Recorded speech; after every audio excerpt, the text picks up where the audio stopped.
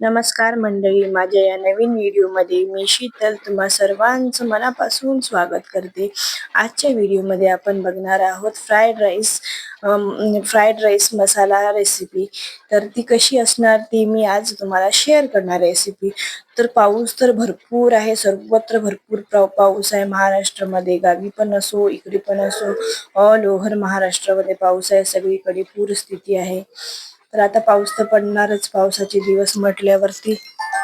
तर बघूया आपण रेसिपीसाठी काय साहित्य लागणार. कांदा, टोमॅटो, पत्ता गोबी, बटाटा, गाजर, वटाणा, शिमला मिरची, कोथिंबीर, अजून मिरची, लाल मिरची आपली तिखट. अजून आपण याच्यामध्ये पालक पण ऍड करू शकतो. दुसऱ्या भाज्या काही असतील त्या पण ऍड करू शकतो आपण, जसं की कॉलीफ्लॉवर असेल, नाहीतर मग असं म्हणजे भाज्या आपण ऍड करू शकतो. तर पहिले मी याच्यामध्ये कुकरमध्ये तेल टाकले, 3 ते 4 चम्मच तेल टाकलं मोठे. त्याच्यामध्ये जिरा, मोहरी छानपैकी फ्रायला होऊ दिलं. आता भाज्या तर लिटरली कोणी लहान मुलं खायला मागतच नाही. माझे तर मुले अजिबात भाज्या त्यांना नको असतात, भाजी चपाती अजिबात खायला नको असते. मग मी मुलांसाठी असंच काहीतरी चमचमीत, म्हणजे त्याच्यामध्ये भरपूर भाज्या असतील असं काहीतरी बनवत असते, म्हणजे मुलं आवडीने खातात ते, आणि त्यांच्या पोटामध्ये सगळ्या भाज्यांचे जे गुणसत्व असतात ते पण जातात. तर कांदा मी टाकलेला, मोठा कांदा असा लांब लांब चिरून टाकला. तुम्ही पण असाच टाका, त्यामुळे टेस्ट भारी होते आणि कांदे जे खायची जी म्हणजे कांद्यामध्ये खिचडीची टेस्ट मस्त लागते. तर कांदा फ्राय होऊ देते मी छानपैकी. आणि मग लसूण, जिरा आणि अद्रक पेस्ट टाकलंय. आता ही भाज्याचं एवढ्या साऱ्या भाज्या पोटात जाणं, एकत्र तर पोटात अशा नाही जाऊ शकत. तर मग खिचडी हे एक असं आहे की हतियार म्हणलं तरी चालेल आईसाठी, एका की आपल्या मुलांच्या पोटामध्ये कसं सगळ्या भाज्या छानपैकी खाऊ घालायचं, म्हणजे समाधान मिळते एक आईला की आपलं मुलगा या मुलगी असो, की आपली मुलं व्यवस्थित खातायत, सगळे व्हेजिटेबल्स, सगळे गुणसत्व त्यांच्या पोटामध्ये जातात. तर मी छानपैकी फ्राय होऊ दिलं. मग नंतर मी टाकते त्याच्यामध्ये कढीपत्ता. मी टाकायचं विसरलेले अगोदर, म्हणून मी आता कढीपत्ता टाकले.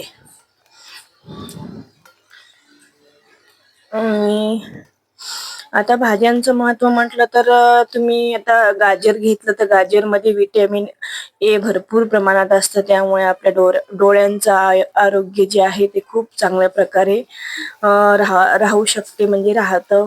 आणि पत्तागोबीचं ते विटॅमिन के, विटॅमिन सी आणि अँटीऑक्सिडंट हे सगळं पत्तागोबीमध्ये असतं, ज्यामुळे आपल्या हाडांचे आरोग्य सुधारते, रोगप्रतिकार शक्ती वाढते शरीरातली. अजून पोटांचे जे आजार म्हणजे पचनक्रिया पण सुधारते पत्तागोबीमुळे. आणि हा आता मी फ्राईड राईस मसाला टाकला. सगळे जे जिन्नस आहेत ते छानपैकी फ्राय झाल्याच्या नंतर फ्राईड राईस मसाला टाकला मी. तुम्ही पण हा फ्राईड राईस मसाला आवर्जून टाका, कारण यामुळेच या राईसची जी असती टेस्ट अशी युनिक टेस्ट होते. हा फ्राईड राईस मसाला आहे, हा कुठल्याही दुकानामध्ये तुम्हाला मिळून जाईल. आणि मग नंतर मी फ्राईड राईस मसाला टाकला, धने पावडर टाकलं, त्याच्यानंतर टोमॅटो टाकले मी.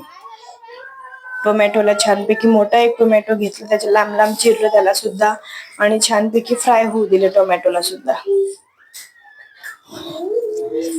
टोमॅटो छानपैकी फ्राय झाल्याच्या नंतर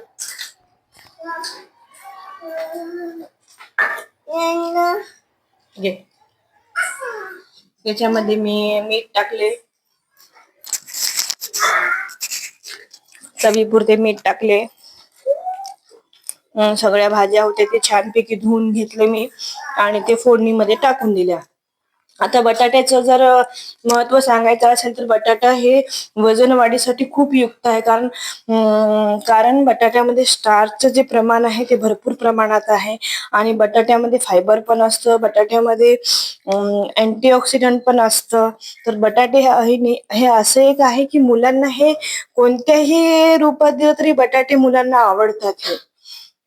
म्हणून बटाटे मी 1 ते 2 बटाटे टाकतच असते प्रत्येक फ्राईड राईस मध्ये, कारण मुलं खातात आवडीने. तर मी सगळ्या भाज्या ज्या आहेत छान परतून घेतल्या. सगळ्या भाज्या छानपैकी परतून घेतल्या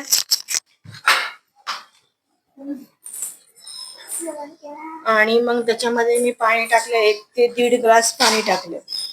जास्त पाणी नाही टाकायचं आहे आपल्याला, कारण आपला जो राईस आहे तो आपल्याला मोकळा मोकळा करायचा आहे, नाही की असं एकदम चिकट चिकट नाही करायचं भातासारखा, म्हणजे मोकळा मोकळा झाला पाहिजे. म्हणून मी 1.5 ग्लास पाणी टाकलं आणि तांदूळ जे आहे ते मी 2 वाट्या तांदूळ घेणार आहे. हे बघा 2 वाट्या तांदूळ घेतले स्वच्छ धुवून.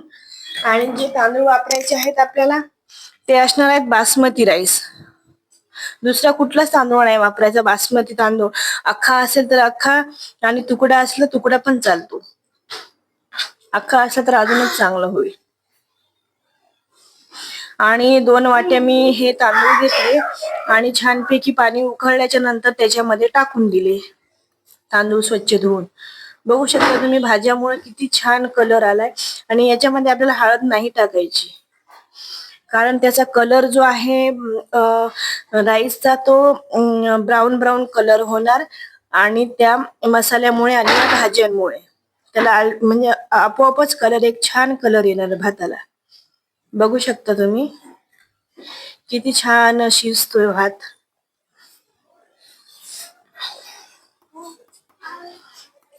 आणि ही खूपच टेस्टी आणि हेल्दी पण असणार आहे, कारण हेल्दी म्हणायला गेलं एवढ्या भाज्या एकत्र खाणं म्हणजे खूप हेल्दी आहे. हे आपल्याला एक भाजी खाऊ घालणं मुलाला म्हटलं तर खूपच मोठी गोष्ट आहे. आणि सगळ्या भाज्या बघू शकता तुम्ही. आता मी सगळं पाणी आटलं, थोडस पाणी राहिलं म्हटलं का मी झाकण लावणार कुकरला, कारण कसं आहे जास्त पाणी असताना जर कुकरला झाकण लावले तर ते जो राईस आहे तो चिकट होऊ शकतो, कारण जास्त पाणी कुकरमध्ये थोड्या पाण्यामध्ये पण शिजून जाते ना. त्यामुळे थोडस अगदी थोडं पाणी राहिलं की तेव्हा झाकण लावायचं, अगोदर झाकण नाही लावायचं कुकरचं. आणि फक्त एकच शिट्टी होऊ द्यायची, कारण 80% भात शिजलेलाच आहे, फक्त 20% भात शिजायचा आहे. तर बघू शकता तुम्ही मी फक्त एकच शिट्टी होऊ दिली एकदम मीडियम गॅस करून, आणि बघू शकता तुम्ही किती सुंदर अशी झाली.